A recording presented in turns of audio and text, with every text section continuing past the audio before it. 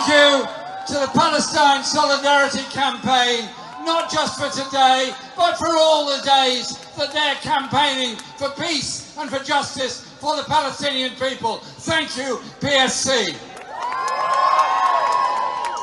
Today we're commemorating the 75th anniversary of the Nakba.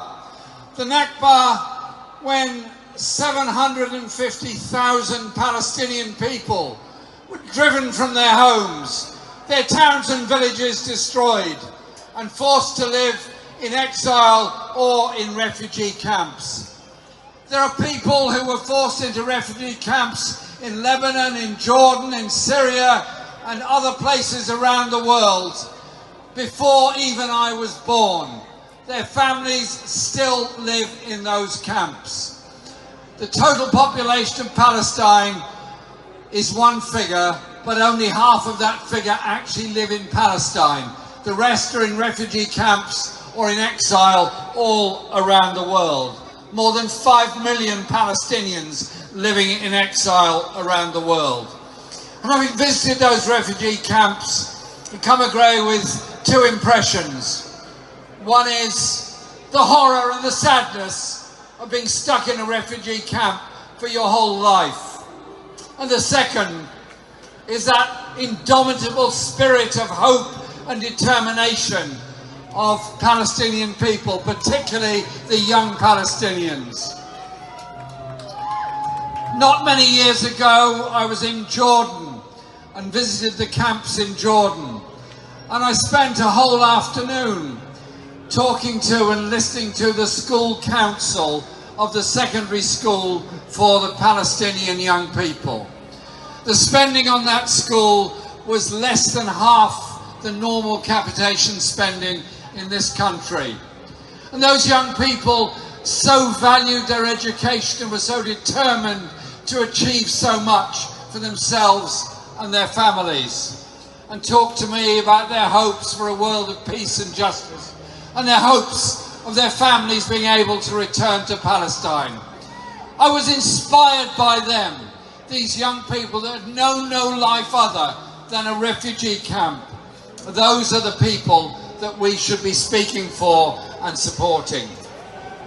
But commemorating those that have lost their lives because they are Palestinians. Those that have been gunned down on the streets.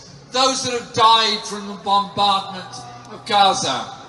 Mustafa Barghouti sent me a film last night whilst I was at the Nakba commemoration at Westminster Central Hall. And it was yet another bombing taking place by Israeli jets in Gaza. And then I also think of the brave journalists who have tried to report what happens to the Palestinian. A Palestinian friend said, "What does Shireen mean to you?" And he said, "Every day we woke up in the West Bank or in Gaza, we'd turn on to Al Jazeera and there was a voice there that we could trust who was telling us what was happening to the Palestinian people. That is why Shireen was killed. Let's remember her and redouble our efforts for peace and justice for the Palestinian people." Over 100 have died already this year. Bombardments are taking place, and the growth of the settlements, the loss of agricultural land, the loss of opportunity, and the loss of hope for so many young people on the West Bank is abominable and appalling. And so this is a day of sadness and commemoration, but let's also make it a day of hope and determination.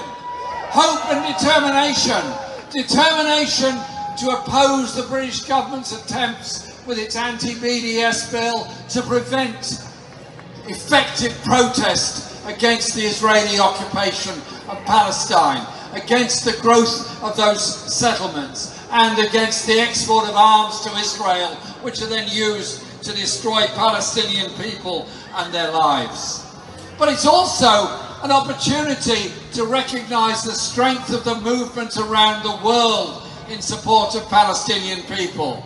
All those Palestinian flags that were flown during the World Cup meant something to a global audience. All those demonstrations around the world meant something to a global audience. And the bravery and solidarity of so many people that have done their best to stop arms sales, that have attempted legal action on behalf of the Palestinian people, including exposing the illegal nature of the occupation and of the imprisonment of children in Israeli jails, the breach of the 4th Geneva Convention. And so it is about justice and human rights, and thank you to all those all around the world that have stood in solidarity with the Palestinian people, including very brave people in Israel that have also exposed the human rights abuses and do not want to live in a country that occupies another, and instead have shown their solidarity with the people of Palestine. It is that solidarity that brings about hope.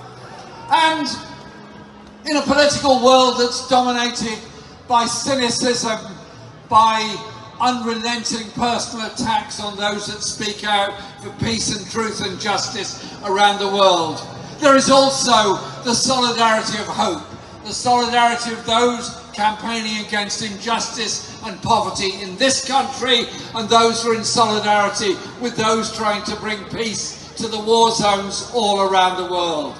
We're here today to support the Palestinian people, whose indomitable spirit is an inspiration to millions around the world who will not brook continued occupation. We're here to demand full, immediate and unconditional recognition of Palestine. We're here to support the right of return of Palestinian people. We're here in that solidarity and respect for the people of Palestine. By being here today, you've borne witness to that determination.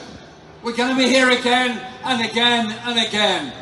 And for those that think we're going to go away, dream on and think on. We will never give up on the rights of the Palestinian people to live in peace in their own land. Thank you very much, and thank you all again for being here today. Free, free Palestine! Free, free Palestine! Thank you very much.